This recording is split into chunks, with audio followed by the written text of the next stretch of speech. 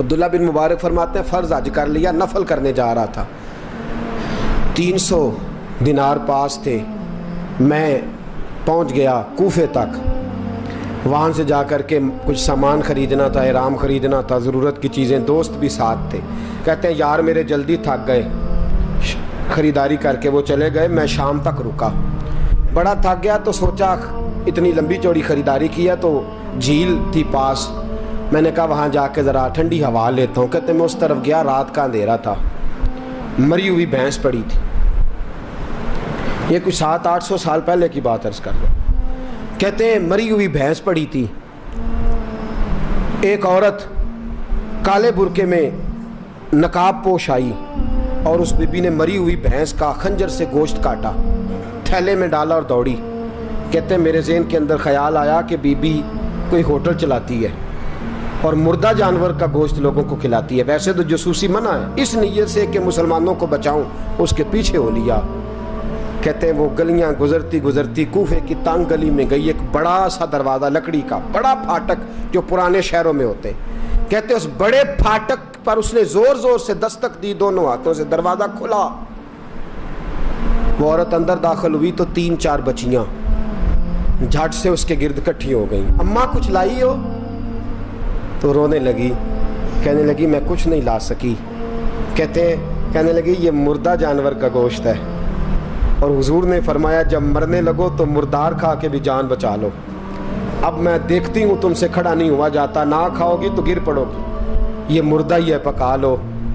کہتے ہیں اگلے لفظ اس عورت نے کہے تو میں باہر کھڑا چیخنے لگا، وہ کہنے لگی ہم سید زادیاں ہیں، صدقہ زکوٰۃ کھا نہیں سکتی، اور سب روگاں دا روگ محمد، جس دا نام غریبی، کنڈ ولا کے لنگ جاندے سب دوست یار قریبی، سید ہیں، صدقہ زکوٰۃ یہ مردار کھا کے گزارا کرو، کہتے ہیں پھر اس عورت نے 4 بیٹیوں کو سینے سے لگایا، کہنے لگی تمہارا باپ زندہ ہوتا تو یہ دن نہ، سید بھی اور یتیم بھی اور مسکین بھی، پھر وہ روئیں، حضرت عبداللہ بن مبارک کہتے ہیں زور زور سے دروازے پہ دستک دی، بی بی باہر آئی، کون ہے؟ تو میں نے کہا میں عبداللہ بن مبارک ہوں، محدث ہوں، زمانہ مجھے جانتا ہے، میرے شاگردوں کی لسٹ بڑی لمبی ہے، کہنے لگی اچھا تو؟ کہنے لگا یہ 300 دینار ہیں، تو مہربانی کرے تو رکھ لے، چلے اپنا کام کریں ہم جانے ہمارا، کہتے میں نے زمین پہ گھٹنے ٹیک کے نا تو سید زادی کے آگے ہاتھ باندھ دیے، میں نے کہا میں نوکر ہوں تم اولاد ہو، میں خادم ہوں تم نسل ہو، مہربانی کرو، مہربانی میرے اوپر مہربانی، پیسے رکھ لو، کہتے ہیں میں نے وہ پیسے دیے، میں واپس لوٹا، یار کہنے لگے چل، میں نے کہا نہیں میں نے نہیں آج کرنا، کہنے لگے کوئی نیا پلاٹ لینے کا پروگرام بن گیا، کوئی نئی انویسٹمنٹ، لوگ تانے دیتے ہیں نا، پر جے کر یار دے نام دا ملے میڑا، ان چولی پا لئیے پنجے سٹیے نا، جے کر یار دے نام دی ملے سولی، چھوٹا چھوٹ لئیے پشانٹیے نا، کہتا ہے میں نے کہا یار جیسے تمہاری مرضی سمجھ لو، یہ میرا راز ہے میں بتاتا نہیں، فرماتے ہیں لوگ حج کرنے چلے گئے، میں وطن آ گیا، 6 ماہ کے بعد قافلے لوٹے، جاگ کے سننا ذرا بات، میرے نبی نے فرمایا تو میرے امتی کی پریشانی دور کر، اللہ کامل حج کا ثواب دے گا، فرمایا میرے حبیب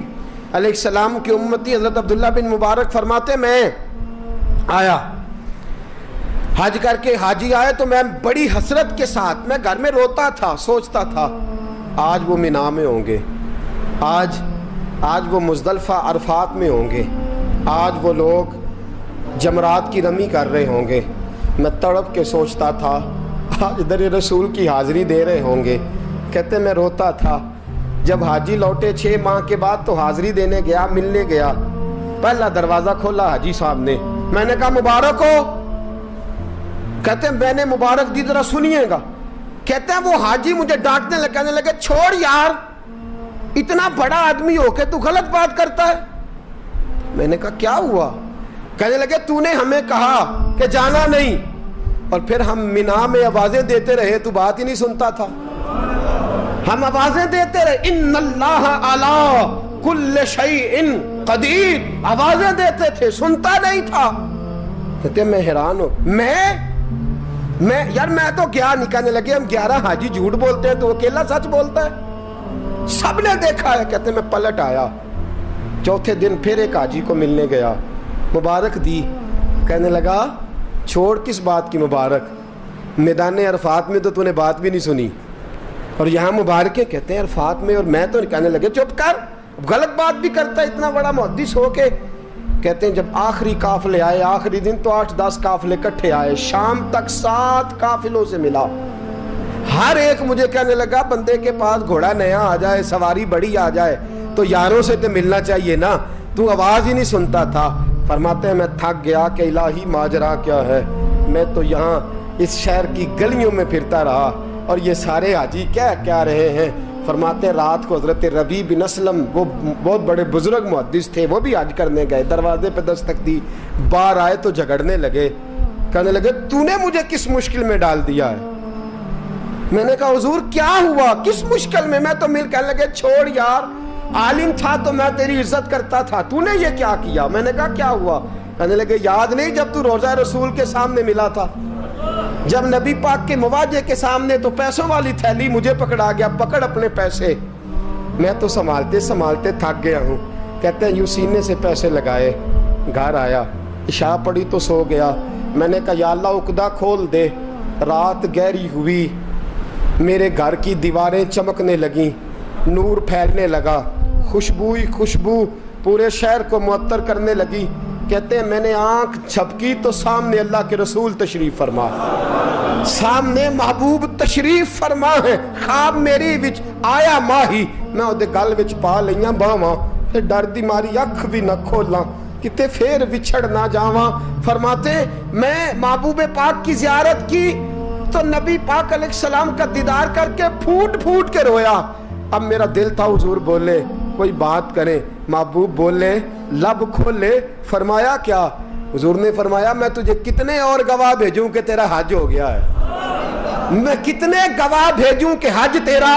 बेपरवाही वेख सज्जन दी, जिथे किसे दी पेश ना जावे उन्हें ताजा वाले दर दर रोले, मंगते हैं तख्त बिठावे आजम किसे नु कारा मिल दई, किसे नु कारा, किसे नु कारा मिल दई, कोई काबे हो खाली आवे। फरमाया कितने गवाह भेजूं कि हज हो गया। मेरे हबीब ने फरमाया उठ के थैली खोल के गेल ले, तूने 300 दिनार दिए थे, मैंने 600 करके वापस किए। फरमाया किन। हजरत अब्दुल्ला बिन मुबारक ने 60 हज फरमाए। उसके बाद कितने हज किए, एक फर्ज किया हुआ था 61 हो गए। फरमाते मैं बार बार गया और जब बुलाया सरकार ने खुद ही इंतजाम हो गए। फरमाते हैं बार बार मेरे हबीब ने फरमाया तू आ चाहे ना आ, रब ने तेरे नाम का फरिश्ता बना दिया है जो कयामत तक तेरी तरफ से हज करता रहेगा, कयामत तक तेरी तरफ से मिना मुजदलफा अरफात जबले रहमत पे आता रहेगा, मेरी बारगाह में दुरूद पढ़ता रहेगा, हज फरिश्ता करेगा, सवाब अल्लाह तेरे नामा अमाल में लिखेगा। मेरे दोस्तों मेरे नबी ने फरमाया मेरे उम्मती की एक परेशानी दूर कर, अल्लाह कबूल हज का सवाब अता फरमाएगा। गरीबों का हज है कि नहीं, बोले इशराक चाश्त पढ़ हज है, 2 लोगों की सुलह करा हज है, उलमा की नौकरी कर, एक एक दफा 70-70 हज तुझे मिलेंगे। और मेरे रसूल पाक सल्लल्लाहु अलैहि वसल्लम ने फरमाया सौखा हज है, सामने अब्बा जी हैं, सामने अम्मा जी हैं, बार बार प्यार से देख, बार बार हज कर, बार बार प्यार से देख और किसी गरीब की मदद कर दे, सड़क पार करा दे, मेडिकल स्टोर से दवाई ला दे, किसी की नौकरी कर दे, बच्चा घर में नहीं अब्बा जी बीमार हो गए, जा भाग के तू चचा को छोड़ा डॉक्टर तक, तू नेकी कर, अल्लाह तुझे पूरे हज का सवाब अता फरमाएगा। हज बड़े हैं, करने की तैयारी करो, हज का बड़ा मौका हमें मुयस्सर आता है, बस प्रोग्राम बनाऊं। सही मुस्लिम की हदीस, किताब का नाम क्या है, और बड़ी मजबूत हदीस मेरे नबी पाक सल्लल्लाहु अलैहि वसल्लम फरमाते हैं कुछ लोगों को अल्लाह क़यामत में खड़ा करेगा और खड़ा करके फरमाएगा चलो जन्नत में जाओ। अर्ज करेंगे मौला हम तो पापी गुनाहगार, पता सारा सरदार नू कीतियां दा, हम तो बड़े गुनाहगार, किस वजह से जन्नत। फरमाया तुम्हारे हज की बरकत से, तुमने हज किया था ना उस बरकत से जन्नत। तो बंदे अर्ज करेंगे मौला हम तो माड़े थे, गरीब थे, गए ही नहीं, हज किया ही नहीं, तो तू हज की वजह से माफ कर रहा है। तो रब करीम फरमाएगा जब हाजी जाते थे दिल तड़पता था ना, जब हाजी जाते थे आंखें बरसती थी, जब हाजियों के काफिले निकलते थे उस वक्त तुम्हारे दिल में ख्वाहिश पैदा होती थी, फरमाया तुम तड़पा करते थे, मैंने तड़प पर ही तुम्हें हज का सवाब दिया,